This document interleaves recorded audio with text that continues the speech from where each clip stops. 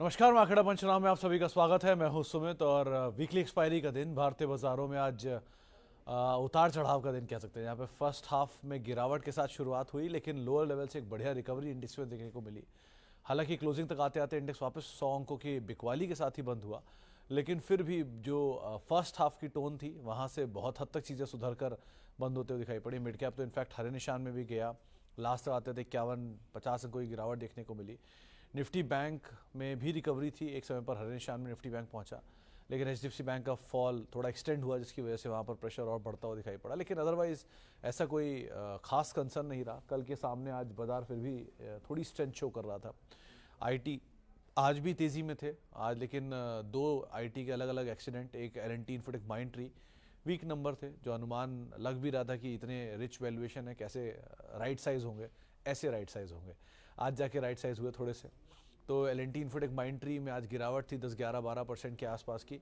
और Oracle financial, जो much awaited, बहुत समय से पेंडिंग था इसका एक अपमूव, वो आज इसमें आता हुआ दिखाई पड़ा। 25% 30% का ब्लास्ट हो गया नंबर्स के बाद, क्योंकि ऑब्वियसली बात है एक अच्छी ग्रोथ स्टोरी थी इसके साथ बहुत समय से।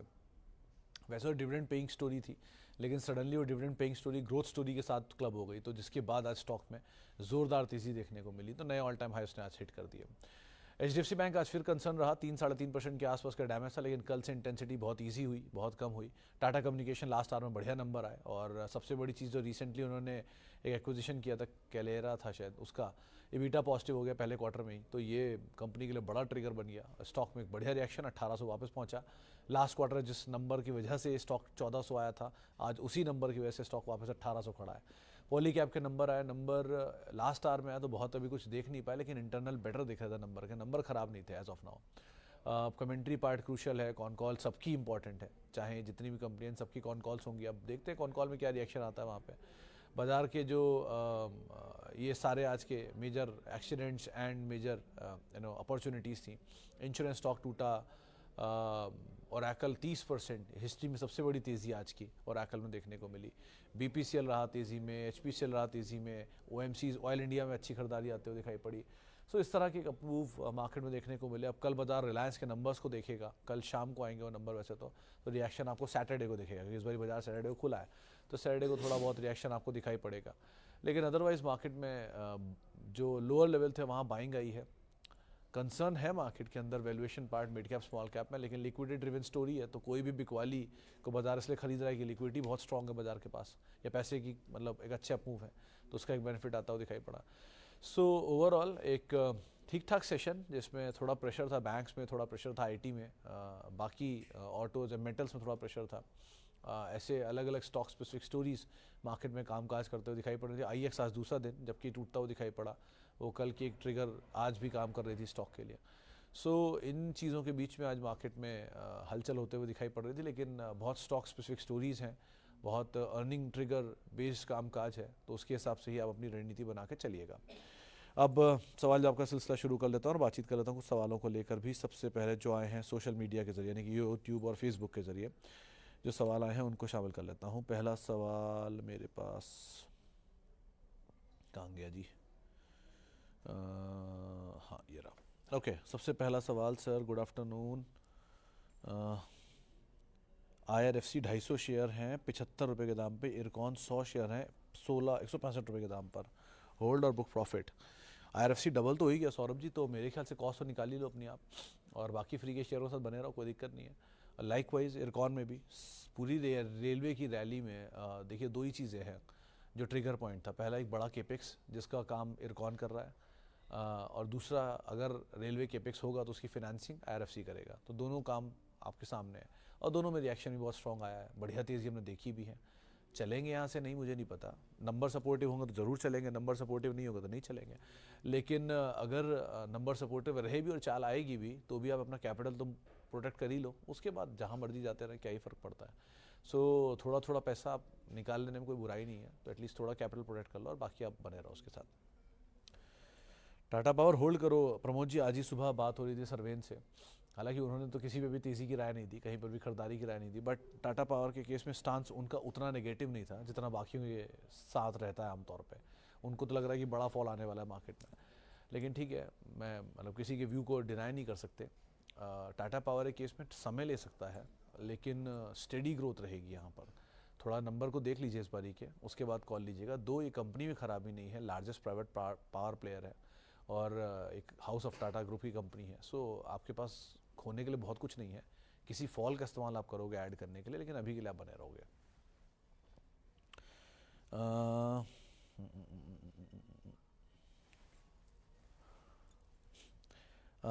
हर्षद जी का सवाल है, सर आप लॉन्ग टर्म के लिए सटीक राय देने रोज़ आते हो, वैसे ही शॉर्ट टर्म की बात भी कीजिए।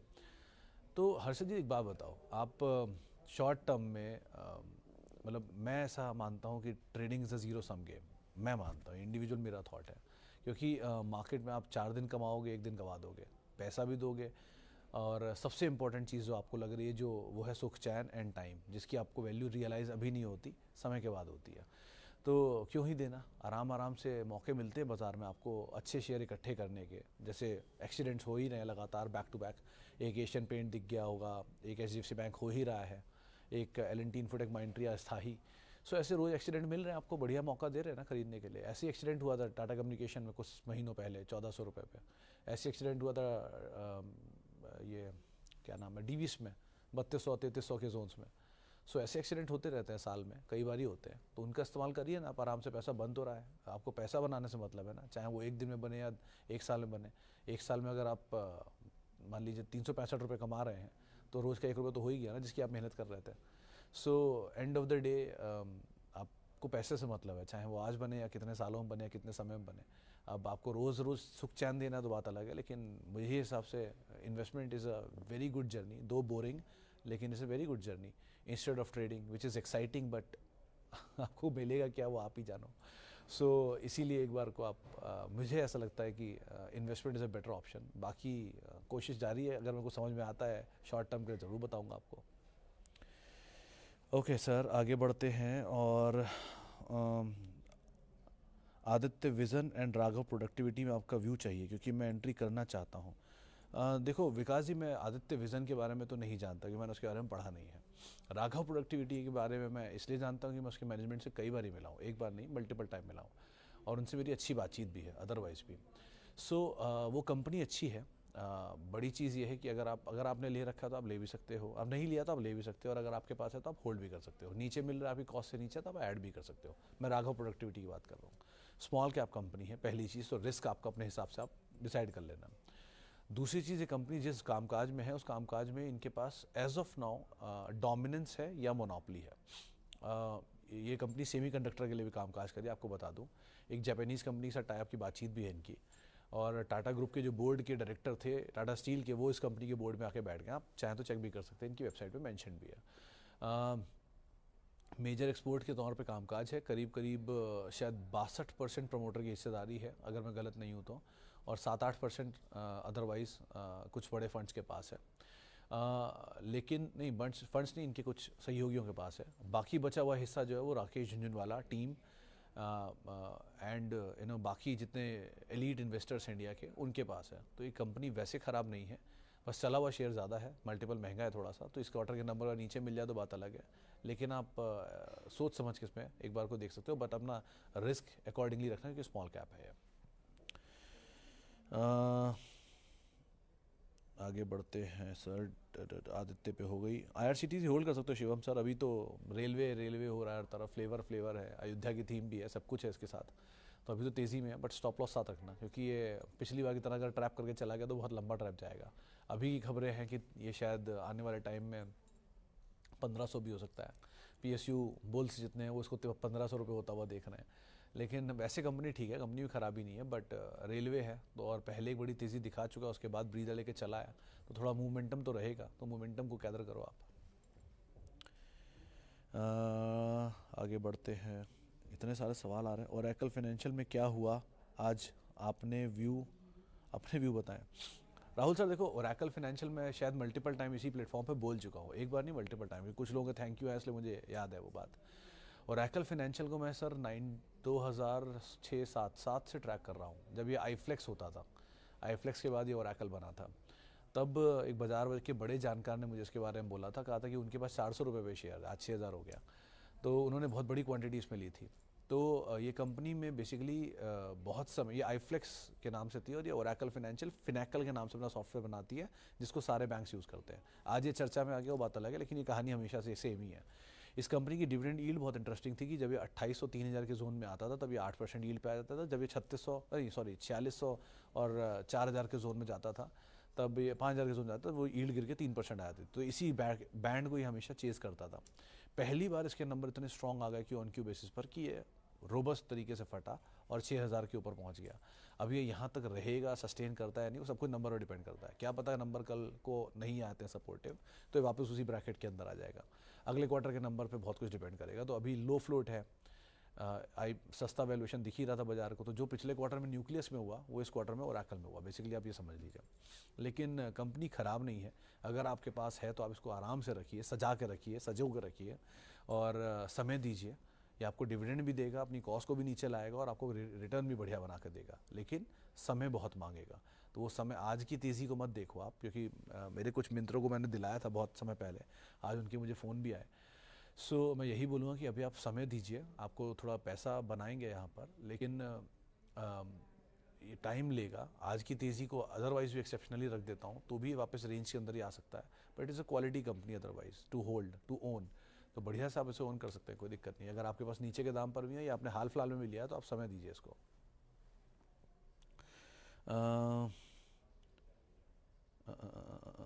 अदानी पोर्ट एक्यूमुलेट, मिश्रा साहब नंबर पर नज़र रखना। वैसे तो कंपनी ठीक है, बट लास्ट क्वार्टर के अपडेट भी अच्छे आए थे Q3 के, सेल्स के तो अच्छे नंबर थे, लेकिन हाँ टाइम दो आप, चलने लायक पोटेंशियल तो इसमें है।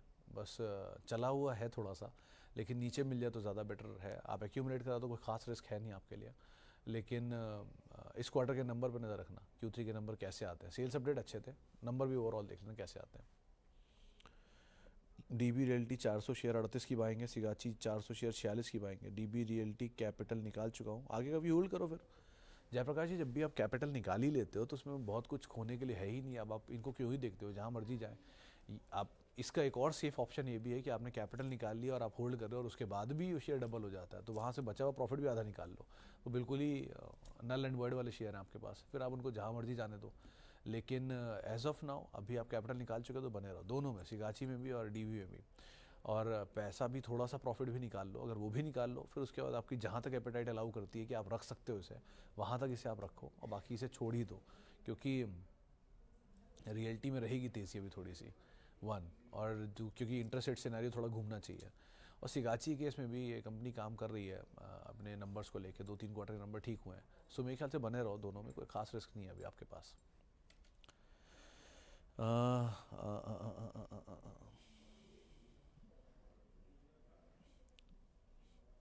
Container corp as high Baltic dry index, container corp के लिए तो नेगेटिव नहीं होगा मेरे ख्याल से सिद्धार्थ जी, क्योंकि बाल्टिक ड्राई इंडेक्स जो होता है वो इंडेक्स होता है जो डिसाइड करता है कि शिपिंग के रेट्स कैसे तय किए जाएंगे, जहाँ तक मेरी जानकारी कहती है। और शिपिंग के रेट तय अगर हायर साइड पे होते हैं तो कंटेनर कॉस्ट वालों की तो कीमतें बढ़नी चाहिए ना, क्योंकि ये तो कंटेनर होते हैं, इनके पास तो शिप है नहीं, मतलब शिप होंगे भी तो अपने होंगे कैप्टिव, लेकिन ये तो कंटेनर के बिजनेस में यूजुअली पोर्ट ट्रैवल करने वाले। तो अगर फ्रेट रेट बढ़ते हैं और इनके पास नेगोशिएशन पावर नहीं आती है तो बढ़ना चाहिए, मतलब इम्पैक्ट करना चाहिए इनके नंबर्स पे। बहुत आइडिया नहीं है मुझे, लेकिन मेरे ख्याल से तो ऐसे ही काम करना चाहिए। हैविंग सेड दैट, लेकिन ये कि वो रेड सी वाले इशू की वजह से आप कह रहे हो कि वहाँ पर फ्रेट रेट बढ़ रहे हैं, बाल्टिक ड्राई इंडेक्स भाग रहा है, तो उसमें शिपिंग कंपनियाँ भागनी चाहिए usually, G shipping and SCI, लेकिन कनकॉर में तो होना नहीं, और वैसे भी वो इशू रिजॉल्व हो गया बहुत हद तक, तो वापस कूल ऑफ हो जाएगा। कॉनकॉर के केस में क्योंकि PSU पूरा तेज़ी में है और ये रेल फ्रेट पे बहुत काम करता है, और डबल रेट फ्रेट जो चल रहा है वो भी कंपनी के लिए पॉजिटिव है, प्लस इनके पास लैंड बैंक भी बहुत बड़ा है। सो वैसे कंपनी में कोई खास सच इशू नहीं है, अगर आपके पास है तो आप बने रह सकते हो। बट अगेन एक ही चीज़ ध्यान रखना, जो कल NHPC में हुआ कि ऊपर के लेवल पे OFS आ गया, ऐसे ही OFS ऊपर के लेवल पे आते हैं, IRFC में आ चुका है, एयरकॉन में आ चुका है। सो आप अगर OFS नहीं आया तो बाकी सिचुएशन तो ठीक है, लेकिन ये एक पार्ट बस थोड़ा केविएट रहता है हमेशा, कंपनी में आप बने तो कोई दिक्कत नहीं है यहाँ पर।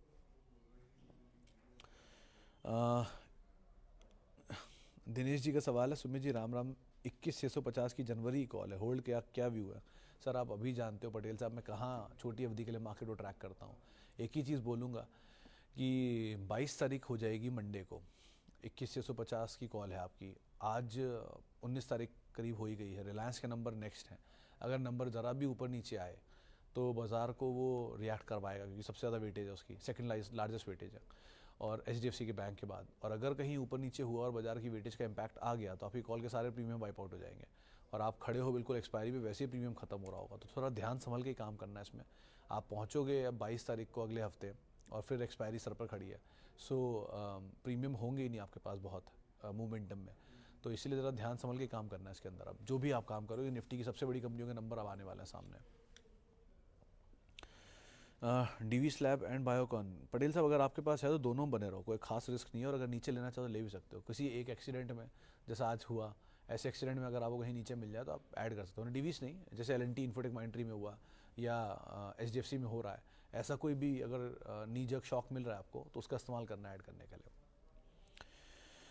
ओके, एसआईपी फंड तो सेम अमाउंट से आएगा तो क्या मार्केट करेक्ट नहीं होगा कभी? ऐसा कुछ नहीं है जैन साहब, करेक्ट नहीं हो रहा है क्या?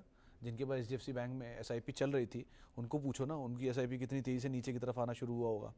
सो इसलिए अभी आप इतनी जल्दी मत हताश निराश हो। जिस दिन बाजार में करेक्शन या रिएक्शन आने शुरू हुए नेगेटिवली, उस दिन आज तो कुछ भी नहीं है, 2 दिन में कुछ भी नहीं है और भारी भरकम रिएक्शन आएंगे।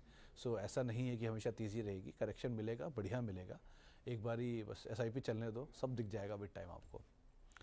चलिए कुछ सवाल ज़रा मैं यूट्यूब वाले भी उठा लूँ। एचडीएफसी बैंक और कितना नीचे आएगा?